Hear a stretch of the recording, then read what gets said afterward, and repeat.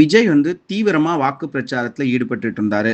இந்த சூழல்ல திடீரென அவருடைய வாகனத்தை நோக்கி ஒரு பொருள் பாய்ந்து வந்த ஒரு சூழல்ல, பாதுகாப்புல இருந்த நபர் அதை தடுத்தார்.